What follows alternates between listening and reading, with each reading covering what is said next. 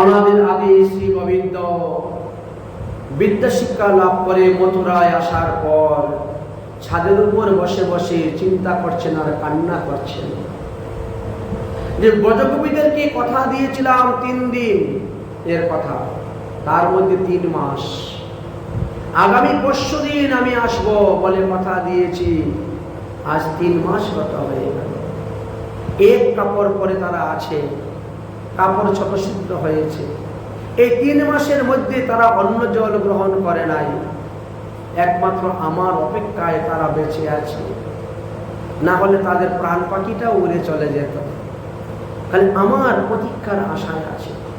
কিন্তু এই অবস্থায় তো আমি বৃন্দাবনে যেতে পারব না, কারণ জরাসন্ধ এই মথুরা আক্রমণ করার জন্য, আমাকে মারার জন্য 27 অক্ষয়িনী সৈন্য সংগ্রহ করতেছে। 1-2 অক্ষয়িনী নয়, 27 অক্ষয়িনী সৈন্য সংগ্রহ করতেছে। আর আমি যদি এখন বৃন্দাবনে যাই, আসে যদি আক্রমণ করে, তাহলে আমার ব্রজবাসীর উপরে হবে সব। ব্রজবাসীদের মধ্যে সেরকম মল্ল কোনো বীর নেই, বড় যোদ্ধা নেই, তারা যুদ্ধ করতে পারবে না, অনাহাসে তারা মারা যাবে। অতএব এখন আমার ব্রজে যাওয়া উচিত নয়, ঠিক হবে না। কি করি উপায়? আর ব্রজে না গেলেও গোপীরা এইভাবেই সারা জীবন কাটাবে, আমার অপেক্ষায় তারা বেঁচে আছে। ক্ষুধা লাগলে 2-1টা বনের ফলমূল খায়, আর বনের মধ্যেই থাকে, আর সর্বদা আমার জন্য তারা দুঃখ প্রকাশ করতেছে। কি করব, কোথায় যাব, কাকে পাঠাবো, কোনো কিছু কুল কিনার পাচ্ছেন না কৃষ্ণ। তাই ছাদের উপর বসে বসে তিনি কান্না করতেছে একা একা। উদ্ধব যে কখন কৃষ্ণের পাশে গিয়ে দাঁড়িয়েছে সেটাও কৃষ্ণ দেখেন নাই। কৃষ্ণের এইভাবে মর্মান্তিক ভাবে আহত দেখে উদ্ধব কিছু বলছে না, চুপচাপ কৃষ্ণের পাশে দাঁড়িয়ে আছে। যখন কিছুক্ষণ পরে দেখা গেল কৃষ্ণের ভাব একটু শৈথিল্য হয়েছে, তখন উদ্ধব কৃষ্ণকে বলছে, সখা, এত দুঃখ কিসের? কিসের অভাব তোমার, কিসের দুঃখ? এখন তো তুমি স্বর্ণ থালায় অন্ন খাচ্ছ, তুমি হাতির দাঁতের পালঙ্কের মধ্যে ঘুমাচ্ছ, তারপরে তোমার দুঃখ কিসের? কিসের অভাব তোমার? ভগবান বলছেন, ওটা তুমি বুঝবে না, কারণ তুমি হলে জ্ঞানী ভক্ত। জ্ঞানী ভক্ত যারা, তারা কখনো প্রেমী ভক্তের খবর রাখে না, প্রেমের খবর রাখে না। ये तो प्रेम की बात है उद्धव, बंदगी तेरी बस की नहीं है। এটি তোমার দ্বারা হবে না, তোমার বশে নয়। যারা প্রেমী ভক্ত তারাই বাদ জানে প্রেমের কি জ্বালা। এখানে যতই আমি সুখে থাকি না কেন, সুখে খাই না কেন, তবু ব্রজের সেই সুখ আমি পাই না। এখানে তো আসুন যুবরাজ, বসুন যুবরাজ, আপনি কি খেয়েছেন? আপনি কি এখন শয়ন করতে যাবেন? সেই সুখ নেই, সেই ভালোবাসা নেই, সেই প্রীতি নেই যা আমি ব্রজেতে পেয়েছিলাম, নন্দ বাবার কাছ থেকে, মা যশোদার কাছ থেকে, গোপীদের কাছ থেকে, সখাদের কাছ থেকে। সেটা আর এখন পাচ্ছি না। উদ্ধব বলছে, তাহলে যাও ব্রজে। ব্রজে এখন যাওয়া আমার হবে না, সম্ভব নয়। তাহলে কি করব? বলো, তাহলে আমি কি করতে পারি তোমার জন্য? ভগবান বলছেন, উদ্ধব, তাহলে তুমি কালকে ব্রজে যাও। দেখো, তোমার রং আর আমার রং দেখতে কি রকম। আমরা দুজন যদি একসঙ্গে হেঁটে যাই, তাহলে মানুষের মধ্যে সংশয় হয়ে যায় কে উদ্ধব আর কে কৃষ্ণ, বুঝতেই পারে না। তাই তুমি আমার হয়ে ব্রজে যাও, ব্রজে যাও। আমি কতগুলা চিঠি লিখবো আজকে রাত্রে, ওই চিঠিগুলা নিয়ে যাবে তুমি। একটা চিঠি দিবে নন্দ বাবাকে, একটা চিঠি দিবে মা যশোদাকে, একটা চিঠি দিবে রাধারানীকে, একটা চিঠি গোপীদের নাম সব বলে দেব। एको পত্রন্তু নন্দায় বই দ্বিতীয় যশোদা বই তৃতীয় স্তুতত রাধিকায় চতুর্থে সত্যাস্ততা। তাই এক একজনকে এক একটা চিঠি তুমি দিবে, আমি লিখব। সেই চিঠির মধ্যে সমস্ত বিষয়বস্তু লেখা থাকবে। বললেন তুমি যাবে, গিয়ে তুমি একটু বুঝাবে, তাহলে তাদের একটু দুঃখটা দূর হবে এবং তারা বাড়ি ঘরে যাবে, খাওয়া দাওয়া করবে, কাপড় চোপড় পরবে, স্নান টান করবে। এমনভাবে তুমি বুঝাবে তাদেরকে, যাতে তারা বাড়ি ঘরে গিয়ে খাওয়া দাওয়া করে, বাড়ি ঘরে গিয়ে থাকে। উদ্ধব বলছে, ওই গ্রামের মূর্খ গুপিরা তারা কি বুঝবে আমার ভাষা, আমার কথা? ওরা কি বুঝবে? আমি তো হলো বেদের ভাষায় বলবো, বেদ থেকে শ্লোক তুলে তাদেরকে দৃষ্টান্ত দিয়ে উদাহরণ দিয়ে বলবো, এই মূর্খ গুপিরা কি বুঝবে? গোবিন্দ বলছেন, তুমি যদি একটু বুঝিয়ে বলো তাহলেই বুঝবে না কেন? তুমি একটু বুঝাইয়া বললেই হবে, বুঝবে। তবে শোনো উদ্ধব, যদিও তারা স্কুল কলেজে যায় নাই, লেখাপড়া করে নাই, তথাপিও তাদের জ্ঞান কিন্তু প্রচুর। তাদের সঙ্গে কথা বলতে গিয়ে আমি কতবার হেরে গিয়েছি। তাই তাদের সঙ্গে কথা বলতে সাবধান। আর প্রত্যেকটা কথা আমার দোহাই দিয়ে বলবে, না হলে কিন্তু গোপীরা তোমার মুখ থেকে কথা শুনতে চাইবে না। আমার গোপীরা পরপুরুষের সঙ্গে কথা বলে না। তাই তুমি আমার প্রসাদী মালা গলায় নিয়ে যাও, তুমি আমার প্রসাদী বস্ত্র পরিধান করে যাও, তবে ওই বস্ত্র হইতে আমার গায়ের ঘ্রাণ যাবে। তখন গোপীরা মনে করবে ইনি কৃষ্ণের নিজজন, অতএব তার সঙ্গে কথা বলে, না হলে কিন্তু কথা বলবে না। উদ্ধব দেখো, তুমি হলে বিষ্ণু বংশের মন্ত্রী, তুমি হলে আমার সখা, তুমি হলে আমার ভক্ত, তুমি হলে দেবগুরু বৃহস্পতির শিষ্য। তোমার 6টা উপাধি, দেখতে তুমি আমার মতন, এই জন্য তোমাকে বলা হয় ষটপদী। আবার ভ্রমরেরও 6টা পা আছে, ভ্রমরকেও বলা হয় ষটপদী। এই থেকে তো ভ্রমর গীতের উৎপত্তি। এই দিকেও ষটপদী, ওই দিকেও ষটপদী। তাই উদ্ধব, তুমি হলে ষটপদী, 6টা উপাধি তোমার আছে। অতএব তুমি পারবে একমাত্র ব্রজে গিয়ে গোপীদেরকে বুঝাইতে শিখাইতে। উদ্ধব বলছে, ঠিক আছে, তাহলে কাল সকালবেলা যাব, গিয়ে বুঝিয়ে সুঝিয়ে বিকালবেলা চলে আসবো। ঠিক আছে, খুব ভালো, তুমি আমার হয়ে গিয়ে এইটুকু উপকার করো, তুমি আমার অন্তরঙ্গ বন্ধু, তুমি আমার প্রিয় ভক্ত, এই কাম করো। উদ্ধব মহাশয় সকালবেলা রওনা হয়েছেন। উনি কিন্তু প্রথমবার যাচ্ছেন। এর আগে কোনোদিনও তিনি মথুরা ত্যাগ করে বৃন্দাবনে ঢুকনি নাই। বৃন্দাবনের কোনো অলিগলিও জানেন না, কোথায় নন্দগ্রাম আর কোথায় বর্ষানা আর কোথায় যাবট কুকিলাবন তাও তিনি চিনেন না। তো রওনা হয়েছেন, এখন কি করবেন? রাস্তায় যাকে পান তাকে জিজ্ঞেস করেন, নন্দ বাবার বাড়ি আর কত দূর? বলে না, গুটের রাখাল বলে দে রে কোথায় বৃন্দাবন। এইভাবে জিজ্ঞেস করে যাচ্ছেন, গুঠের রাখালদেরকে জিজ্ঞেস করছেন। আচ্ছা, আরো একটি কথা এখানে বলার আছে, যেভাবে গোপীরা শ্রীকৃষ্ণের আসার জন্য অপেক্ষা করছেন, ঠিক তেমনিভাবে শ্রীকৃষ্ণের প্রিয় সখা যারা ছিল তারাও কিন্তু প্রতিদিন কৃষ্ণের আগমনের অপেক্ষায় থাকত। ঘুমের থেকে ওঠার পরেই রাস্তার মধ্যে গিয়ে বসে থাকত, কৃষ্ণ এই রাস্তা দিয়ে গিয়েছে, এই রাস্তা দিয়ে আসবে। কৃষ্ণ আসলে পরে সবার আগে আমি কৃষ্ণকে আলিঙ্গন করব। এই জন্য সকালবেলা গিয়েই সব লাইন ধরে তারা বসে থাকত। সকাল থেকে বিকাল পর্যন্ত বসতে বসতে যখন কৃষ্ণ আর আসে না, তখন তারা গৃহে ফিরে আসত। রাত্রিবেলাও ভালোভাবে তাদের ঘুম হতো না, আমি আগে কৃষ্ণকে আলিঙ্গন করব।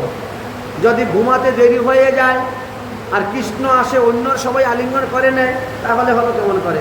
আমি আগে কৃষ্ণকে আলিঙ্গন করব। এই জন্য রাত্রিবেলাও তাদের ঘুম ঠিক মতো হতো না। এরা আজ সেই রাস্তার মধ্যে বসে আছে। হঠাৎ করে এক সখা আরেক সখাকে বলছে, দেখ দেখ, ওই দেখ একটা রথ দেখা যাচ্ছে রে, রথ আসতেছে, ওই দেখ রথের মধ্যে কৃষ্ণ দেখা যাচ্ছে। আর কৃষ্ণের শরীর আর অপুরের শরীর দেখতে কিরকম? চল চল চল, কৃষ্ণকে আলিঙ্গন করবো, ধরবো, চল চল। আরেক সখা বলছে, এই কেউ যাবে না। 3 দিনের কথা বলে কৃষ্ণ গিয়েছে, 3 মাস হয়ে গেছে। অতএব আমরা কেউ যাব না কৃষ্ণকে আলিঙ্গন করতে, এখানে বসে থাকবো। কৃষ্ণ এখানে আসার পরে রথ দ্বারা করাবে, রথ থেকে নামবে, নেমে হাত জোর করে বলবে, সখা আমার ভুল হয়ে গেছে ভাই, আমি 3 দিনের কথা বলে 3 মাস দেরি হয়ে গেছে, আমার অপরাধ ক্ষমা কর। তবে কি তার সঙ্গে আলিঙ্গন করব, তার সঙ্গে গলাগলি কোলাকুলি করব। এইভাবে তারা মনোবৃত্তি নিয়ে। আরেকজন বলছে, তুই তোর অহংকার নিয়ে বসে থাক, তুই তোর অভিমান নিয়ে বসে থাক, আমি চললাম। বন্ধু হয়ে বন্ধুর এত দোষ দেখতে যাব কেন রে? তুই তোর অহংকার নিয়ে অভিমান নিয়ে বসে থাক। বলে সে দিয়েছে দৌড়। সে যখন দৌড় দিয়েছে তখন কি আর অন্যরা বসে থাকতে পারে? তো অন্যরাও সব দৌড় দিয়েছে। দৌড়ে গিয়ে একেবারে রথের সামনে দাঁড়িয়ে গেছে, চতুর্দিকে রথ একবার ঘেরাও ঘেরাও করে নিয়েছে। মনে করে যে কৃষ্ণ এসেছে। এক সখা বলছে, বড়দের ভয় নন্দলালা, তেরি পাতে চাহে ব্রজমালা। বড়দের ভয় নন্দলালা, তেরি পাতে চাহে ব্রজমালা। বড়দের ভয় নন্দলালা, তেরি পাতে চাহে ব্রজমালা। হে কৃষ্ণ, তোমার আসতে তো দেরি কেন? তোমার জন্য সমস্ত গোপীরা অপেক্ষা করছে। আরেক সখা বলছে, দূর, এটা কৃষ্ণ নয়। কৃষ্ণ যদি হতো তাহলে এতক্ষণ থেকে রথ থেকে লাফ দিয়ে নেমে আমাদের আলিঙ্গন করত। দেখ, এ রথের মধ্যে দাঁড়িয়ে আছে। গ্বাল বাল এক এক কো পুছে, কাহা এ নন্দ লালা। अरे ग्वाल बाल एक एक को पूछे, कहाँ ये नंद लाला रे। बलदेव भयो नंद लाला, तेरी बातें चाहे ब्रजमाला। बलदेव भयो नंद लाला, तेरी बात चाहे ब्रजमाला। अरे ये तो कृष्ण नয়। এই তুমি কে বহুরূপী কোথাকার? তুমি কে কোথাকার বহুরূপী? আমাদের সকালের রূপ ধারণ করে এখানে এসেছ। আরেকজন বলছে, দেখতে পাচ্ছিস না কৃষ্ণর গায়ের গন্ধ পাওয়া যাচ্ছে? এর আমাদের কৃষ্ণই ওই মথুরায় গিয়ে 3 মাস থেকে মনে এই স্বভাব হয়ে গেছে। এখন তো মথুরা রাজা হয়েছে, এই জন্য এখন রাখাল সকাদের সঙ্গে বন্ধু কুলাকুলি করছে। এই তুমি কে? সত্যি সত্যি করে বলো, তুমি কি আমাদের কৃষ্ণ? উদ্ধব বলছে, না আমি কৃষ্ণ নয়, আমি কৃষ্ণের সখা উদ্ধব। ও হো, শুনেছি শুনেছি, নাম শুনেছি। আমি বিষ্ণু বংশের মন্ত্রী এবং কৃষ্ণের প্রিয় বন্ধু। কিছু কাজের জন্য কৃষ্ণ আমাকে এখানে পাঠিয়েছে। কি কাজ? এই নন্দ বাবার একটু খবর নেওয়ার জন্য, মা যশোদার একটু খবর নেওয়ার জন্য, গোপীদের সখাদের খবর নেওয়ার জন্য।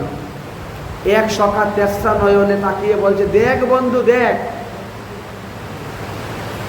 ভাগ্য ফলে যদি গরিবের ছেলে কখনো রাজা হয়ে রাজগদ্দিতে বসে যায় তো মাতা পিতার খবর নিতে চাকর বাকর পাঠায়। এত বড় কথা বলছেন। একেবারে উদ্ধবের জ্ঞানের সিঁড়ি ভেঙে গিয়েছে। এই তোমরা কাকে কি বলছো? বলে, যাও, ঠিকই তো বলছি। সকালে এসে তো দেখে বিকালে যাওয়া যায়, কৃষ্ণ আসতে পারে না? তোমাকে পাঠিয়েছে খবর নেওয়ার জন্য। আর যাকে এইসব কথা। এখন বলো কি চাও তুমি? বলে আমি তো বাড়ি চিনি না, নন্দ বাবার ঘর কোনটা তোমরা বলে দাও না। বলে এই যে একটা নালা দেখতে পাচ্ছেন না, এই যে জলের নালাটা, ওই নালাটা যেখান থেকে উৎপত্তি হয়েছে ওখানেই নন্দ বাবার বাড়ি। নন্দ বাবা মা যশোদার চোখের জলে এই নালার উৎপত্তি। নিজের হাতে নিজের পুত্রকে মথুরায় দিয়ে এসেছেন। সেই দিন থেকে যে তাদের কান্না করতে করতে প্রায় অন্ধ, রান্না বান্না খাওয়া দাওয়া কিচ্ছু করে না, খালি কৃষ্ণ হা কৃষ্ণ হা কৃষ্ণ বলে থাকে। গ্রামবাসীরা দুই একটা রুটি দেয়, সবজি দেয়, ওই খেয়েই বেঁচে আছেন, কবে কৃষ্ণ আসবে। আর কি বলবো তোমাকে দুঃখের কথা। যাই হোক, উদ্ধব মহাশয় রওনা হয়েছেন ওই ক্যানেলের ধার দিয়ে, ছুটছেন। যেতে যেতে সন্ধ্যা হয়ে গেছে। সন্ধ্যার অন্ধকারে গিয়ে উপস্থিত হয়েছে।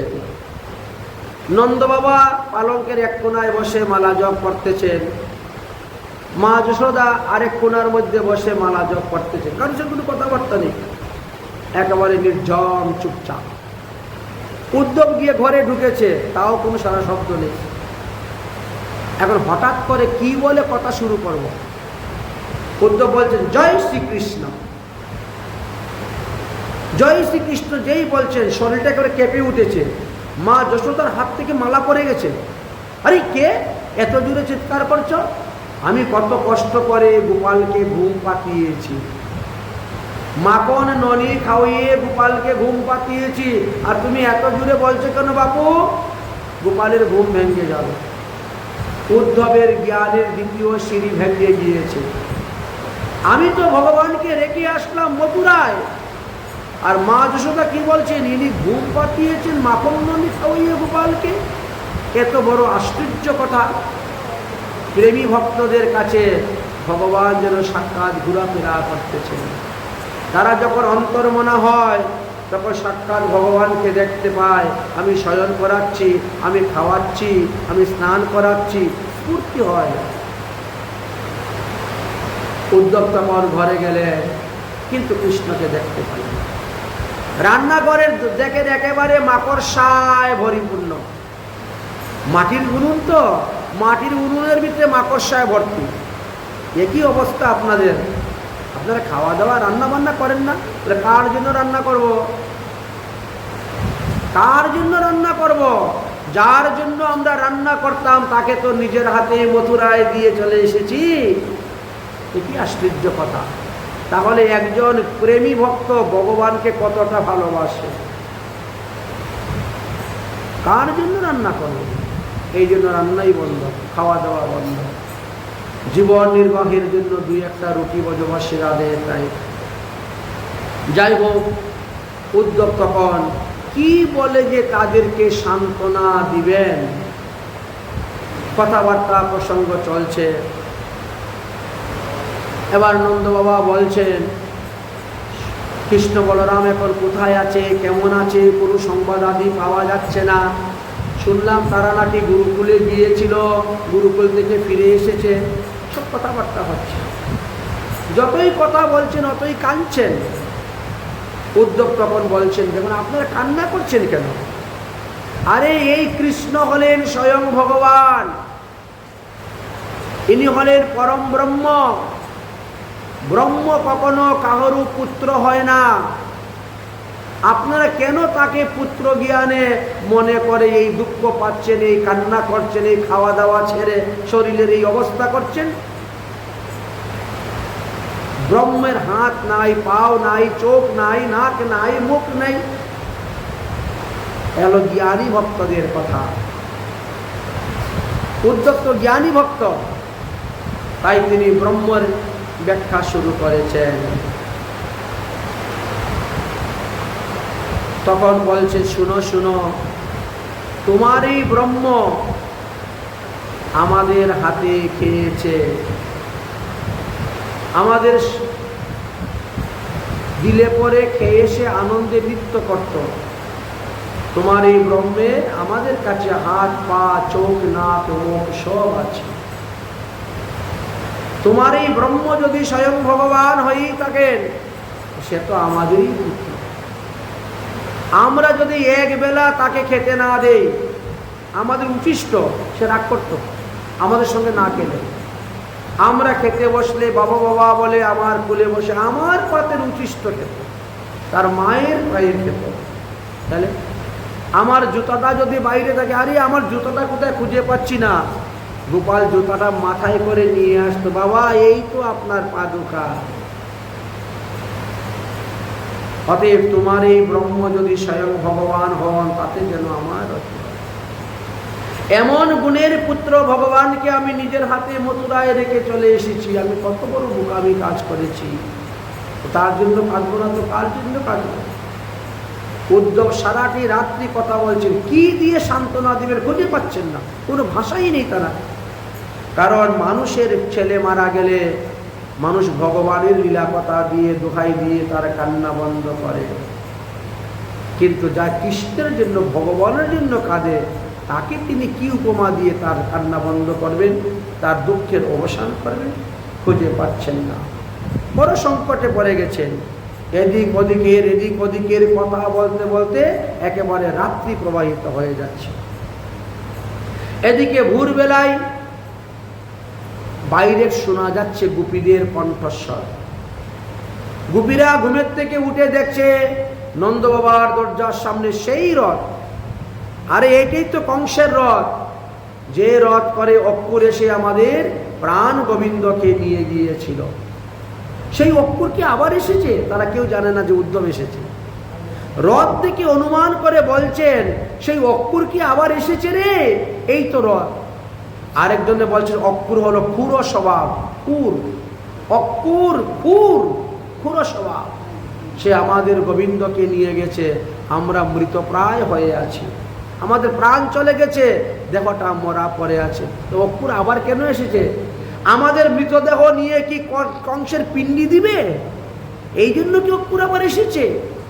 এই ধরনের কথা হচ্ছে।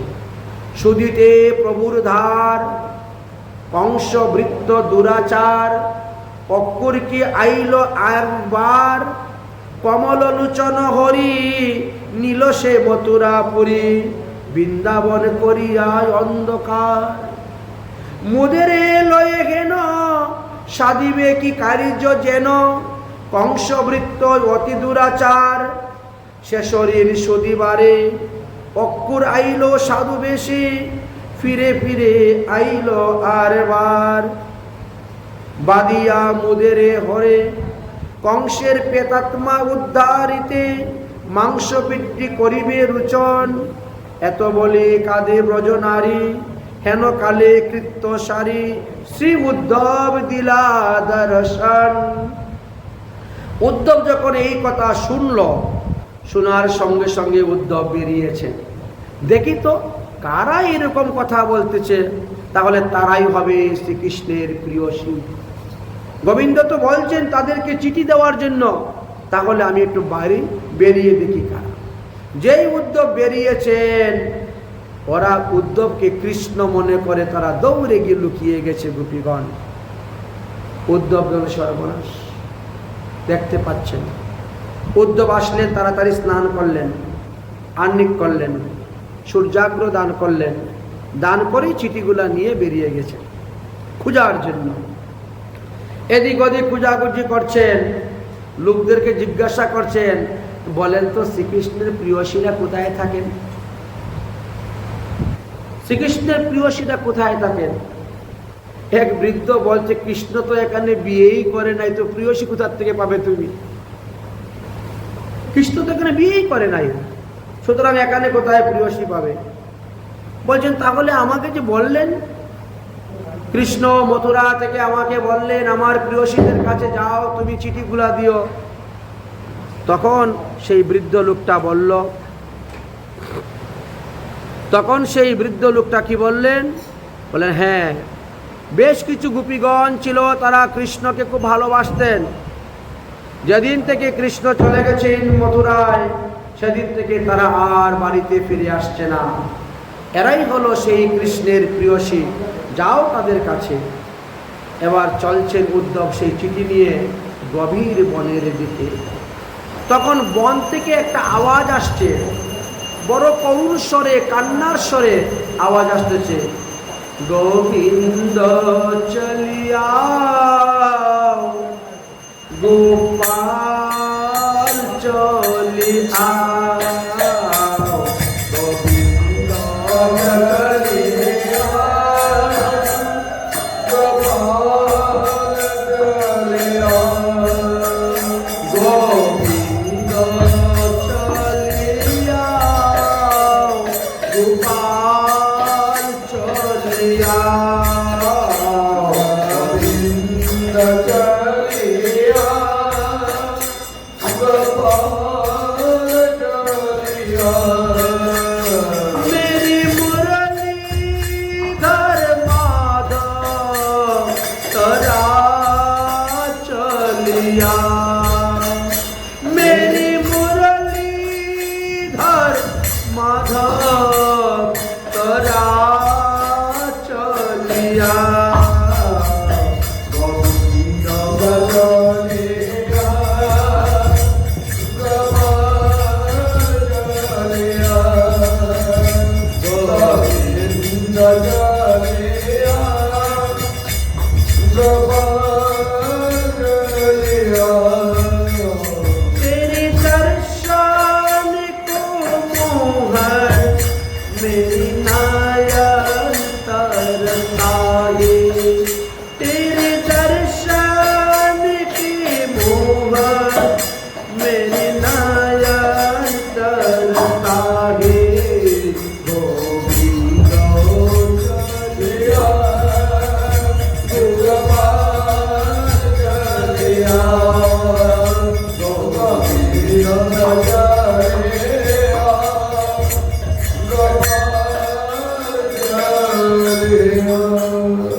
উদ্ধব তখন বুঝতে পারলেন তাহলে তারাই হবে শ্রীকৃষ্ণের প্রিয় শিব। তাই তারা গোবিন্দ চলিয়াও গোপাল চলিয়াও মেরি মুরলীধর মাধব তারা চলিয়াও, এই জন্য উদ্ধব সেখানে গেলেন। উদ্ধবকে দর্শন মাত্র কৃষ্ণ মনে করে সব গোপীরা এসে একেবারে ঘিরে নিয়েছেন, কিন্তু এক গোপী আর গোপীকে বলছে, এ তো আমাদের প্রাণবন্ধু নয়, প্রিয় সখা নয়, এ অন্য কোনো ব্যক্তি। এই তুমি কে? আমাদেরকে এই পরিচয় দাও। তোমাকে দেখতে কৃষ্ণের মতো মনে হলেও তুমি কৃষ্ণ নয়, তুমি কে? তখন বলছে, আমি হলাম কৃষ্ণের সখা উদ্ধব। ও, তোমার কথা শুনেছি আমরা। শ্রীদাম সুদাম দাম বসুদাম তারা যখন কৃষ্ণের সঙ্গে মথুরায় গিয়েছিল কংসের ধনুযজ্ঞ দর্শন করার জন্য, তখন আমরা শুনেছিলাম। তা তুমি এখানে কেন এসেছ? বলে, শ্রীকৃষ্ণ তোমাদের জন্য কতগুলা চিঠি দিয়েছে। শোনা মাত্রই একেবারে তাদের নয়ন অস্ত্রধারা বইতে শুরু হয়েছে। কৃষ্ণ এখনো আমাদের কথা মনে রেখেছে, আমাদের ভালো মন্দ খবর নেওয়ার জন্য চিঠি পাঠিয়েছে। কান্না শুরু হয়ে গেছে। একজন অপরিচিত লোকের সামনে কান্না করতেছেন, লোকটা যে কি ভাববে একবারও তারা চিন্তা করল না। গোবিন্দ বলে কান্না শুরু করেছে। যখন চিঠিগুলো বার করে উদ্ধব দিলেন, চিঠিটা খালি কপালের মধ্যে স্পর্শ, খুলে পড়ার সময় নেই, খালি চিঠিটা হাতে নিয়ে কপালে স্পর্শ করেছেন, এমনি কান্নায় একেবারে ভেঙে পড়েছে, কান্নায় ভেঙে পড়েছে। উদ্ধবের জ্ঞানের তৃতীয় সিঁড়ি ভেঙে গেল যে প্রেমী ভক্তরা ভগবানের জন্য এত কান্না করতে পারে, কিন্তু জ্ঞানী ভক্তের এক ফোঁটা চোখের জল পড়ে না, তাদের কোনো অভাবই নেই কৃষ্ণর। এক গোপী বলছেন কৃষ্ণকে, তো তিনি আমাদের জন্য চিঠি পাঠিয়েছেন কেন? উদ্ধব বলছে, তোমাদেরকে ভালোবাসেন তাই চিঠি পাঠিয়েছেন। বলে, সেই ভালোবাসা তো তিনি ছিঁড়ে চলে গিয়েছেন।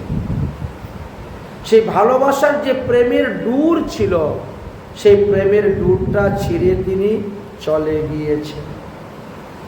তাই 3 দিনের কথা বলে 3 মাস হয়ে গেল, ফিরে আসছে। তোমার বন্ধু আমাদের সঙ্গে যে ব্যবহার করেছেন, এই ব্যবহারটা সাধারণত পশু পাখিরা করে, মানুষের মধ্যে এরকম করে না। থাকলে মধু ভ্রমর বধূ ফুলের পানে চায়, মধু ফুরাইলে ভ্রমর ভুলে যায়, ফুলের পানে নাহি চায়। তাই তোমার বন্ধু আমাদের মধু পান করে দিয়ে তিনি মধুপুরীতে চলে গিয়েছেন, আর তিনি ফিরে আর আমাদের দিকে একবারও তাকালেন না।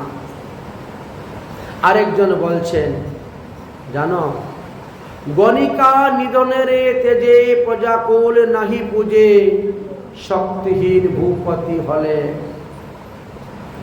লব্ধ বিদ্যা গুরু ছাড়ে, পুরোহিত যজমানের ছাড়ে, ছাড়ে যায় দক্ষিণা পাইলে।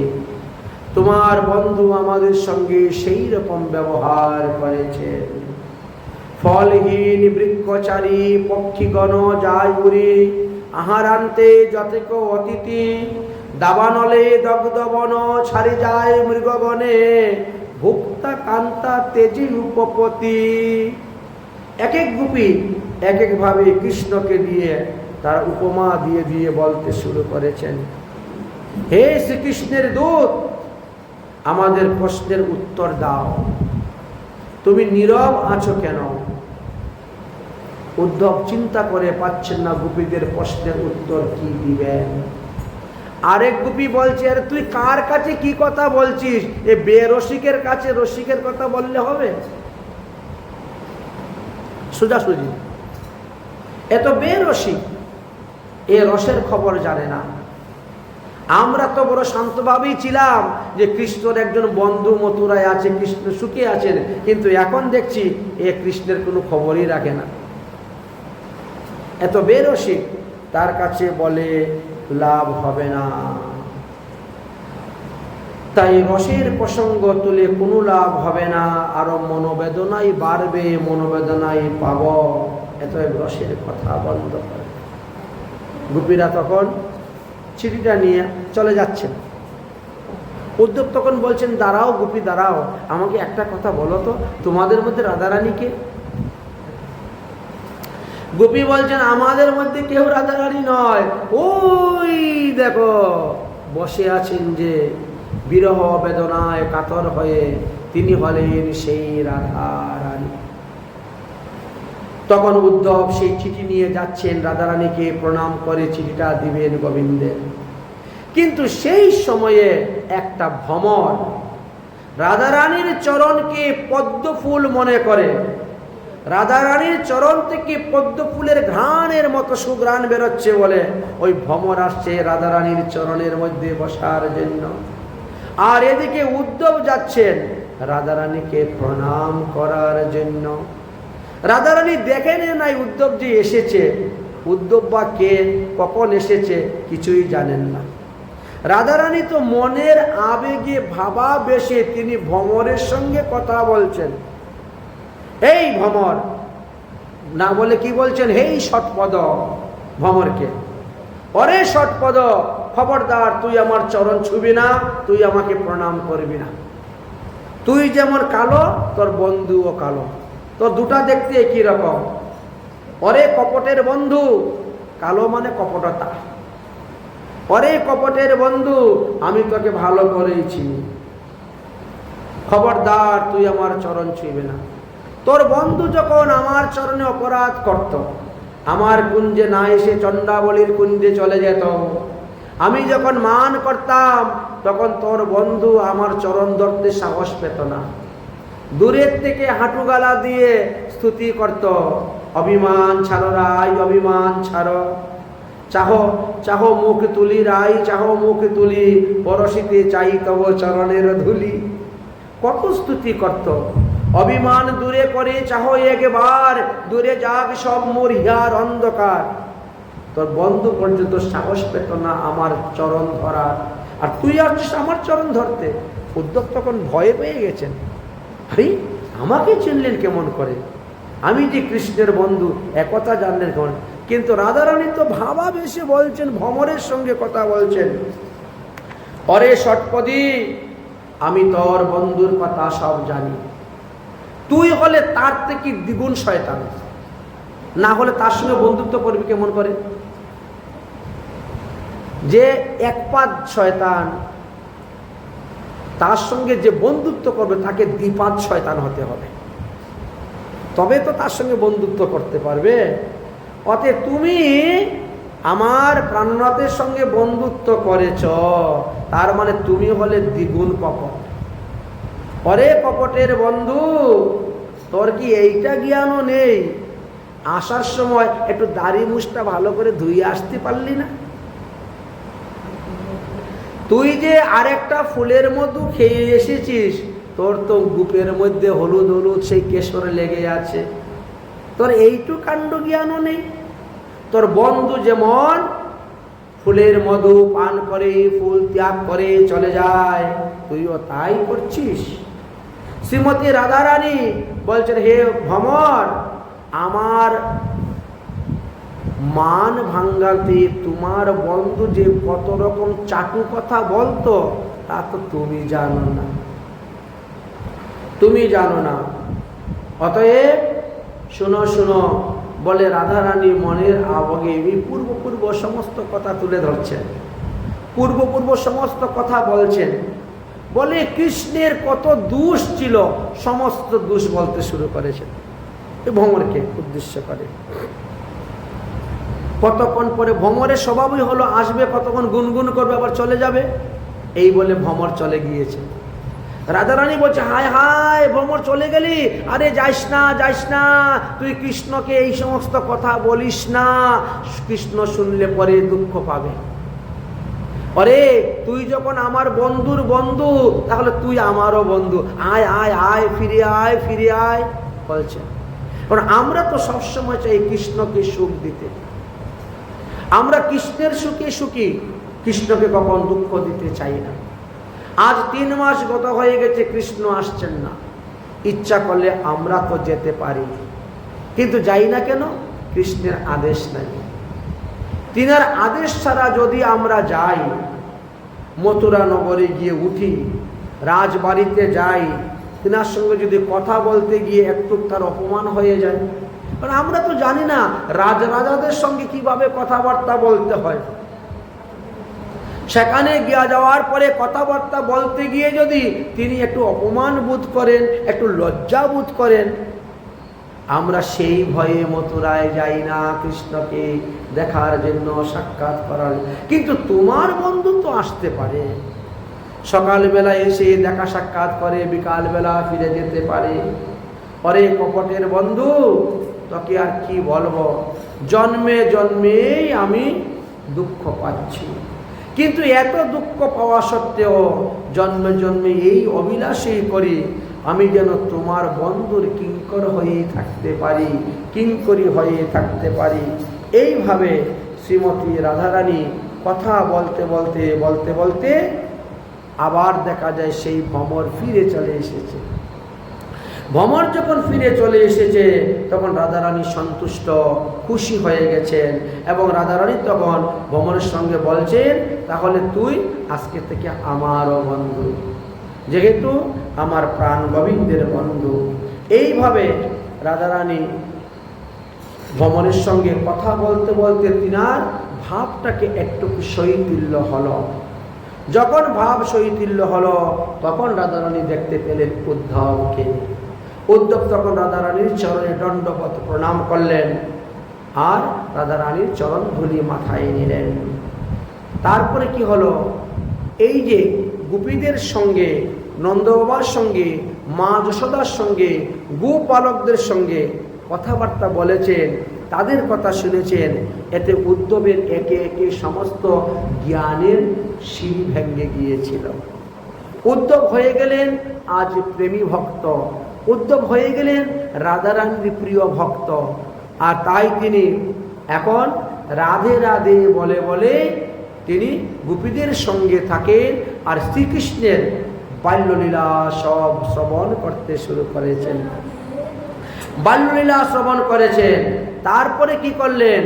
তিনি 84 কোষ ব্রজমণ্ডল পরিক্রমায় বেরিয়ে গেলেন। গোপীদেরকে সঙ্গে করে নিয়ে 84 কোষ ব্রজমণ্ডল পরিক্রমা করলেন। কৃষ্ণকে বলেছিলেন যে সকালবেলা আমি যাচ্ছি, বিকালবেলা ফিরে আসবো, এই তো। কিন্তু দেখতে দেখতে আজ 9 মাস হয়ে গেছে, উদ্ধব আর মথুরায় ফিরে যাচ্ছে না। ব্রজগোপীদের সঙ্গে থাকে, কৃষ্ণের কথা শুনে আর কৃষ্ণ গুণগান গায়। मैं हाथ उठा कर कहते हूँ, मैं हूँ गई राधा रानी के।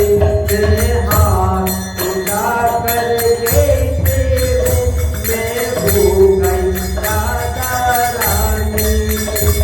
हम हूँ गई राधा रानी के, हम हूँ गई शोभाचारी के। कोई अल्लाह कोई कोई बुरा कहे, हम हूँ गई राधा रानी के। कोई अल्लाह कोई कोई बुरा कहे, हम हूँ गई राधा रानी के। राधा राधा राधा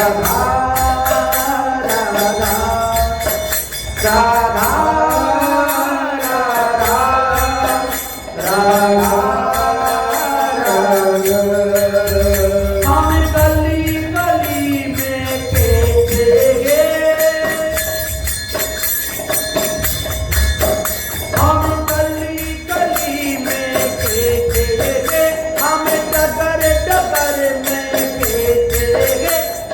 नगर नगर में कहते हैं, हम हो गए राधा रानी के। हम नगर नगर में कहते हैं, हम हो गए राधा रानी के। राधा राधा राधा राधा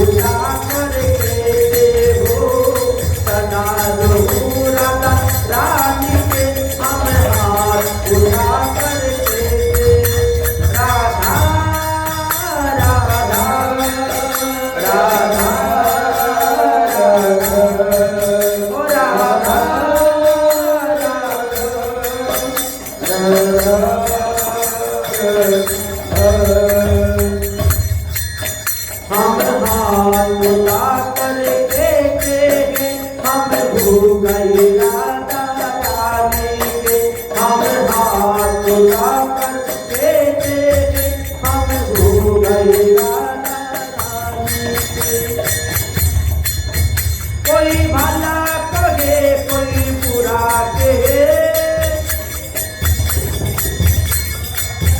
कोई भला कहे कोई बुरा कहे। अरे कहने दे दो तू कहे, कहने दे दो तू कहे। हम नाच नाच कर कहते हूँ, हम हो गए राधा रानी के। हम नाच नाच कर कहता हूँ, हम हो गए राधा राधा राधा राधा राधा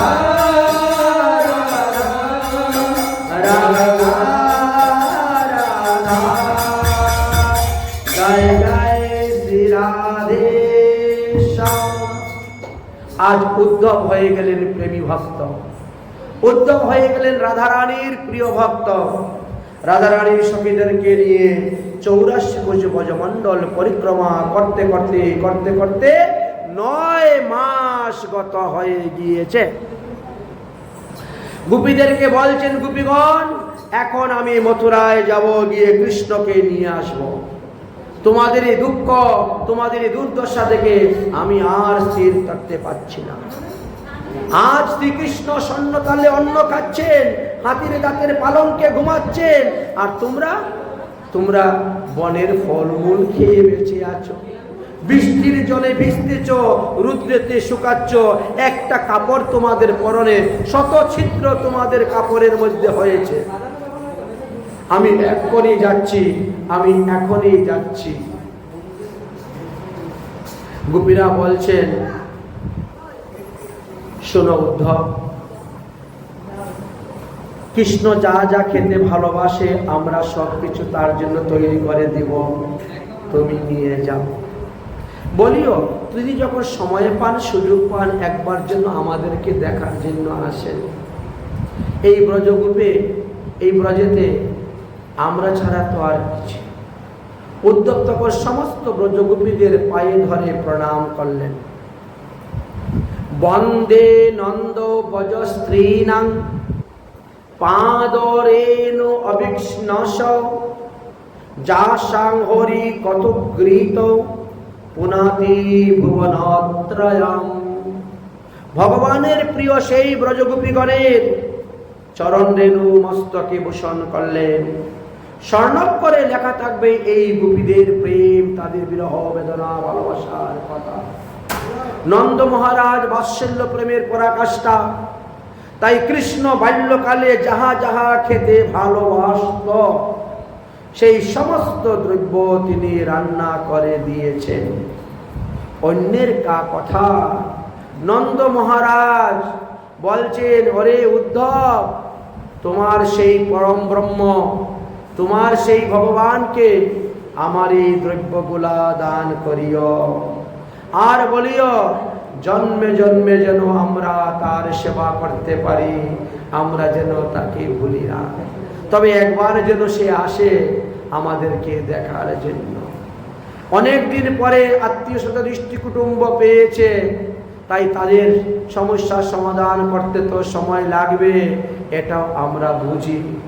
শোনো উদ্ধব, সত্য কৃষ্ণ আমাদের তো নয়, তিহু ঈশ্বর। কেন যদি তোমার মনে লয়, তথাপিও তোমার ঈশ্বরে আমার মনোবৃত্তি রোগ।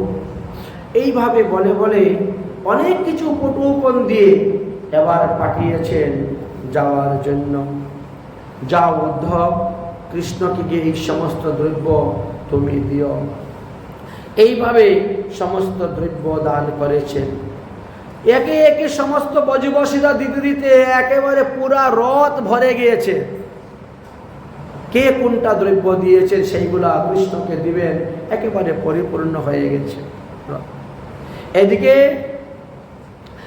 উদ্ধব এখন রথে করে রওনা হয়েছেন মথুরার দিকে। ভগবান শ্রীকৃষ্ণ ছাদের উপর থেকে দেখতে পাচ্ছেন। উদ্ধব হাত তুলে হা রাধে বলে কীর্তন করে করে আসতেছে। ভগবানের আজ মনে খুব আনন্দ। এই জ্ঞানী ভক্তকে প্রেমী ভক্ত বানাবার জন্যই আমি তাকে ব্রজে পাঠিয়েছিলাম। আমার গোপীগণের সঙ্গে 9 মাস থেকে সে এখন প্রেমী ভক্ত হয়ে গেছে। বাহ, এখন আমি যাব উদ্ধবকে আলিঙ্গন করার জন্য। তাই ছাদের উপর থেকে কৃষ্ণ দৌড়ে নামতেছেন সিঁড়ি বেয়ে, উদ্ধবকে কি আলিঙ্গন করবেন। উদ্ধব রথ দাঁড়া করিয়ে নেমেছেন, কৃষ্ণ দৌড়ে গিয়ে উদ্ধবকে আলিঙ্গন করছেন। উদ্ধব এক ঝটকা মেরে কৃষ্ণকে ছাড়িয়ে দিয়েছে, দিয়ে বলছে, তোমার মতো নিষ্ঠুর লোক আমার জীবনে কোনোদিনও দেখি নাই। তুমি এত বড় নিষ্ঠুর হলে কেমন করে? যে গোপীরা মন প্রাণ ইন্দ্রিয় সব তোমার চরণে দান করে দিয়েছে, তোমার সুখের জন্য তারা শ্বশুর শাশুড়ি স্বামী বাড়ি বর আত্মীয় স্বজন ত্যাগ করে বনের মধ্যে পড়ে আছে, আর তুমি কেমন করে স্বর্ণতালে অন্ন গিলতেছো বসে বসে? তোমার একটু লজ্জা করছে না? ভগবান তখন হাসতেছেন। এটাই তো ভগবানের সুখ। এই জন্য ভগবান মনে মনে হাসছেন, আমি তো এটাই চেয়েছিলাম, এটাতেই তো আমি আনন্দ পাই। ঐশ্বর্য জ্ঞানে আমার সুখ হয় না, মাধুর্য রসেতেই আমার সুখ। উদ্ধব, তুমি আসতে এত দেরি করলে কেন? এখন বলো বলো আমার ব্রজের গোপীদের কি অবস্থা, তারা কেমন আছে, তুমি আমাকে বলো। উদ্ধব বলছেন, একবার তুমি ব্রজে চলো, তবে দেখতে পারবে তারা কেমন আছেন, কি অবস্থায় আছে। একবার ব্রজে চলো,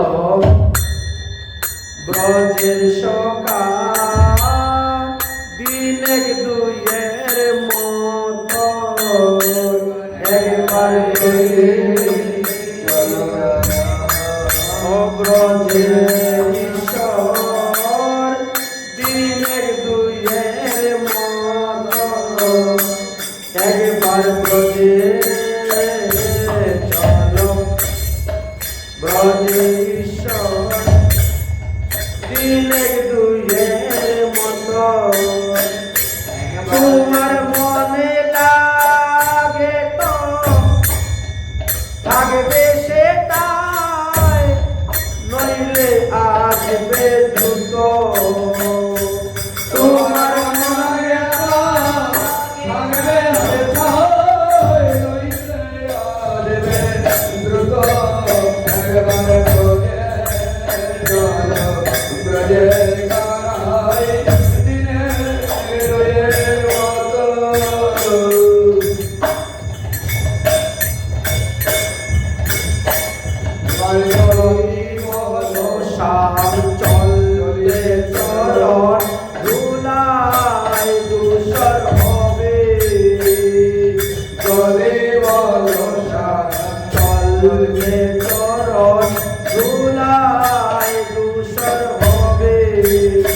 তবে ব্রজ গোপী নয়ন জলে চরণ আখালিবে, তবে ব্রজ গোপী নয়ন জলে চরণ আখালিবে।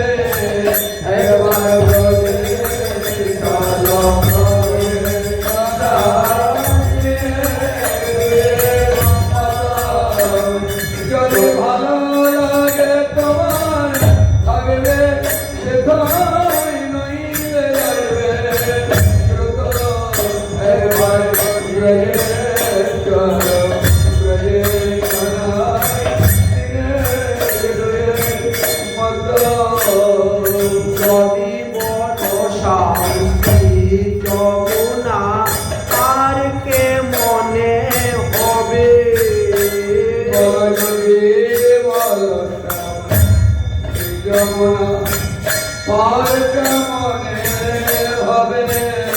তবে ব্রজ গোপীর মনে বেলাতে তবু না পার হবে।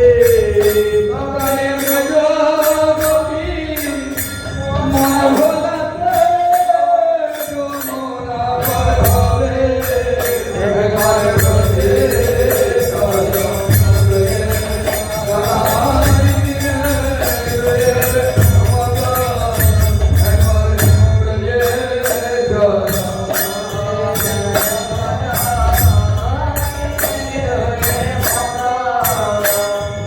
শ্রীদাম সুদাম দাম বসুদাম তাকে চেয়ে অবিরত।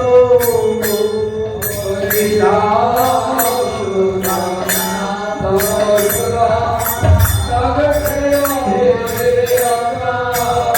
তোমার প্রাণের বন্ধু সুবল সখা কাছে অবিরত।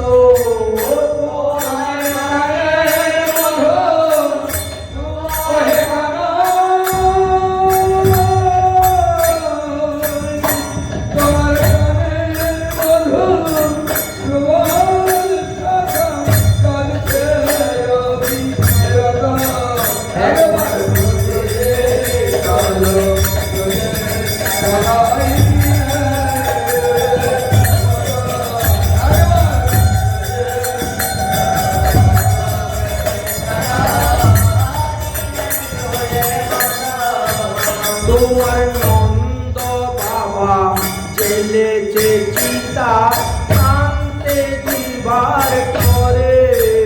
ওই দেখো নন্দ পিতা জেলেছে চিতা আনতে দিবার করে। মাতা নন্দ রানী লয়ে লোভনী ফিরছে দারে দারে। তোমার মাতা নন্দ রানী ওহে কানাই,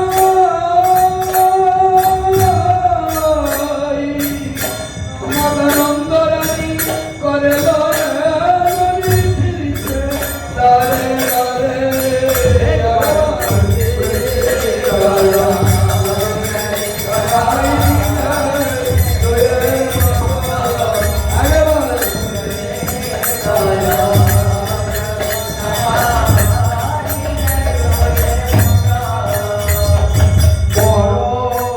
দুঃখের কথা কানাই জানাই যে তোমারে।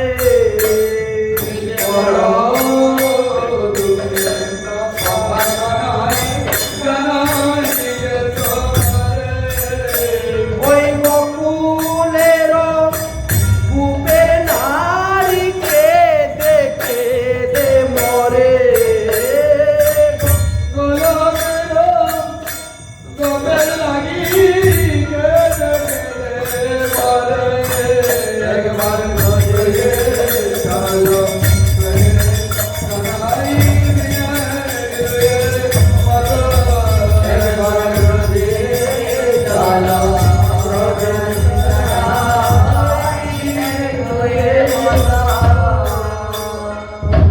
ভগবান শ্রীকৃষ্ণ বলছেন, উদ্ধব, আমি আর গোপীরা কখনো আলাদা নয়। আমার মধ্যে সমস্ত গোপীগণ আছেন, আর গোপীদের মধ্যে আমি সর্বদা বাস করি। যখন তারা অন্তর্মনা হয় তখন তারা আমাকে দেখতে পায়, কিন্তু যখন তাদের বাহ্যদশা ফিরে আসে তখন আমাকে না পেয়ে বিরহ অবস্থায় তারা কান্না করে। এইভাবে উদ্ধবকে সান্ত্বনা দিলেন। উদ্ধবকে সান্ত্বনা দেওয়ার পর ভগবান শ্রীকৃষ্ণ এবার কি করলেন? অক্রূরকে বললেন, কাকাজি, আপনি হস্তিনাপুরে গমন করুন। হস্তিনাপুরে আমার পিসাত্ত ভাই যুধিষ্ঠির, ভীম, অর্জুন, নকুল সহবেরা কেমন আছে, কি অবস্থায় আছে, একটু খবর নিয়ে আসুন। পিতৃহীন পঞ্চপাণ্ডবরা খুব বিপদের মধ্যে আছেন। আপনি একটু যান, গিয়ে একটু ধৃতরাষ্ট্রকে নীতিযুক্ত বাক্য উপদেশ দিয়ে আসুন, আর দুর্যোধন আদিদেরকেও একটু বলে আসুন, আর তৎসঙ্গে বিদুর মহাশয়ের সংবাদ আদি নিয়ে আসবেন। যান কাকাজি, আপনি ছাড়া আর কেউ নেই হস্তিনাপুরে যাওয়ার। তাই হস্তিনাপুরে পিসির বাড়ির সংবাদ নেওয়ার জন্য ভগবান শ্রীকৃষ্ণ অক্রূরকে পাঠিয়ে দিয়েছেন। এদিকে ভগবান শ্রীকৃষ্ণ উদ্ধবকে বলছেন, উদ্ধব, আজকে রাত্রে আমি এক জায়গায় যাব, অতি গোপনীয় স্থান, কারো কাছে বলা যাবে না। মধ্যরাতে উঠে মথুরার গুপ্ত দরজা দিয়ে আমরা বেরিয়ে যাব। বিশেষ প্রয়োজন আছে, একটি জায়গাতে যেতে হবে এবং তুমিও আমার সঙ্গে যাবে। ঠিক আছে। রাতের মধ্যরাতে উঠলেন, উঠে ভগবান উদ্ধবকে নিয়ে চলে গেলেন, বেরিয়ে গেলেন। কোথায় গেলেন? কুব্জার ঘরে। গিয়ে কুব্জাকে যখন ডাকলেন, কুব্জা তো ঘুমিয়ে পড়েছিলেন। হঠাৎ একদিন উপস্থিত, তো বলা নেই কওয়া নেই কিছু। কুব্জা তাড়াতাড়ি উঠে দরজা খুললেন, খুলে শ্রীকৃষ্ণকে বসার জন্য একটা আসন দিলেন, আর উদ্ধবকে বসার জন্য একটা আসন দিলেন। দিয়ে কুব্জা বলছেন, আমি যাচ্ছি, এখনই স্নান করে আসতেছি। ঘুমালে পরে শরীর অপবিত্র হয়ে যায়। আমাদের 9টা দরজা, নবদ্বারের কখন কোন দরজা দিয়ে কি বেরিয়ে যাবে কোনো হুঁশ থাকে নাকি? এই জন্য ঘুমের পরে স্নান না করে শরীর শুদ্ধ হয় না। আজ শ্রী গোবিন্দ এসেছেন, তাই কুবজা গিয়েছে স্নান করতে। দুটো আসন দিয়েছে বসার, আপনারা বসুন, আমি এখনই স্নান করে আসছি। গোবিন্দ কি করলেন, ওখানে বসলেন না, না বসে সোজা একেবারে কুবজার বিছনায় পালঙ্কে উঠে গেছেন। উদ্দেব বুঝতে পারলেন যে কুবজা আজ ভগবান শ্রীকৃষ্ণের প্রিয়সী হবে, তাই শ্রীকৃষ্ণের প্রিয়সীর আসনে আমি বসবো, এটা ঠিক হয় না। তাই আসনকে প্রণাম করে তিনি মাটিতে বসে গেলেন উদ্ধব। এদিকে কুবজা সেজে গুজে আসলে ভগবান শ্রীকৃষ্ণ সেই দিন কুবজার মনোবাসনা পূর্ণ করলেন, আর কুবজা ওই দিনই ওই রাত্রি নিত্যধাম প্রাপ্ত হয়ে চলে গেলেন। কিন্তু পরীক্ষিত মহারাজের মনে হলো সন্দেহ। পরীক্ষিতের মনে সন্দেহ হলো, রাসলীলাতে ভগবানকে কোনো দোষ দেওয়া যায় না, কারণ গোপীরা কৃষ্ণের সুখের জন্য চেয়েছিল, কিন্তু কুবজা তো তার সুখের জন্য কৃষ্ণকে চেয়েছে। তাহলে কুবজারটা হলো কাম, আর গোপীদের মধ্যে ছিল প্রেম। ভগবান শ্রীকৃষ্ণ কেন কুবজার কাছে গিয়েছিলেন? তখন বললেন, দুরারাধ্য সমারাধ্য বিষ্ণু সর্বেষু ঈশ্বর যা বৃণ্যতে মনোগ্রাহ্যম সম্মানম মৃদাম যশম। হে উদ্ধব, ভগবান কর্তুম অকর্তুম সব করতে পারেন, তার কাছে কোনো কিছুই নেই। কুবজা তোমার আমার মতন কোনো সাধারণ মানুষকে চায় নাই তার কাম নিবারণের জন্য, সে ভগবানকে চেয়েছিল। তিনি বললেন, কুবজার তো এমন কোনো পুণ্য আমি দেখি না, একবার মাত্র একটু চন্দন ভগবানকে দিয়েছিল, আর তাতেই সে কৃষ্ণকে প্রতিরূপে পেয়ে গেল। বলে, দেখো এই জন্মে তুমি এইটুকু দেখতেছ, কিন্তু তার যে পূর্বজন্মের তপস্যা আছে। তাহলে এই কুবজা পূর্বজন্মে কে ছিল, কি এমন তপস্যা করেছিল যে ভগবান শ্রীকৃষ্ণকে আজ সে প্রতিরূপে পেয়েছে? বলেন, এই কুবজা ছিল রাবণের বোন শূর্পণখা। রাবণ মারা যাওয়ার পর শূর্পণখা কি করলেন? দেবশ্রী নারদের কাছে গিয়ে পড়লেন। দেবশ্রী নারদকে গুরুরূপে গ্রহণ করলেন, পরে বলে, আমি কিভাবে শ্রীকৃষ্ণকে স্বামী রূপে পাইতে পারি, আপনি আমাকে বলুন। দেবশ্রী নারদ বললেন, কৃষ্ণকে স্বামী রূপে পেতে গেলে রাধা রানীর আরাধনা করতে হবে, রাধা ছাড়া কৃষ্ণকে দেওয়ার অধিকার আরো কারো নাই, কেউ নেই। অতএব রাধা রানীর আরাধনা করলে কৃষ্ণকে পাবে। শ্রীরাধিকার চরণ রেণু ভূষণ করিলে তনু অনাহাসে পাবে গিরিধারী। তাই কৃষ্ণকে পেতে গেলে রাধা রানীর চরণ রেণু ভূষণ করতে হবে, ধারণ করতে হবে, রাধা রানীর ভজন করতে হবে, রাধা রানীর মন্ত্র জপ করতে হবে, রাধা রানীর উপাসনা করতে হবে, রাধা রানীর পূজা করতে হবে। কুবজা কৃষ্ণকে, এই শূর্পণখা কৃষ্ণকে স্বামী রূপে পাওয়ার জন্য তিনি নারদ মুনির কাছ থেকে দীক্ষা নিয়েছেন, আর প্রতিদিন রাধা রানীর 108টা নাম জপ করতেন। আমরা সবাই শ্রীকৃষ্ণের শতনাম জানি, কীর্তন করি, কিন্তু রাধার শতনাম পাঠ করে এমন লোক বড় কম। সবাই জানেও না, সব জায়গায় সেই গ্রন্থ পাওয়াও যায় না, আরো বিরল। এই জন্য এই রাধা রানীর 78 শতনাম দিয়েছিলেন নারদ মুনি কুবজাকে। কুবজা এই 78 শতনাম জপ করে করে দেখেন, এইবার তিনি শ্রীকৃষ্ণকে স্বামী রূপে পেয়েছেন। যাই হোক, কুবজা তখন উদ্ধার হলেন এবং ভগবত ধামে তিনি গমন করলেন। এদিকে অক্কুর মহাশয় হস্তিনাপুরে গিয়ে পৌঁছে গেছেন। পৌঁছার পরে কি দেখলেন? 10টা বাঘের মধ্যে একটা হরিণী পড়লে যে অবস্থা, সেই অবস্থায় মা কুন্তী দেবী আছেন, বড় বিপদে আছেন, 5টা ছেলেকে নিয়ে খুব কষ্টে জীবনযাপন করছেন। অক্কুর মহাশয় অনেক চেষ্টা করলেন ধৃতরাষ্ট্রকে বুঝাইতে, কিন্তু দেখলেন ধৃতরাষ্ট্র জন্মান্ধ নয়, সে পুত্রান্ধ। অনেক নীতিশাস্ত্র আদি দিলেন, দিয়ে বুঝাইলেন আপনি কর্তব্য সমান দৃষ্টিতে সমানভাবে দেখা সবাইকে। তারা পিতৃহীন বালক, অনেক বুঝাইলেন, বুঝিয়ে সুঝিয়ে আসলেন কি করবেন। পিতৃহীনশ্চ বালবান, অনেক বুঝাইলেন।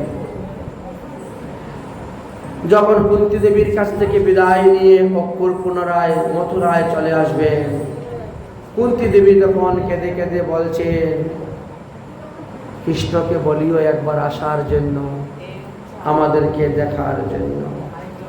যাই হোক, এই স্থানে আমরা ভাগবতের দশম স্কন্ধের পূর্বার্ধ বিশ্রাম দিয়ে দিলাম। এবার উত্তরার্ধে আমরা প্রবেশ করি।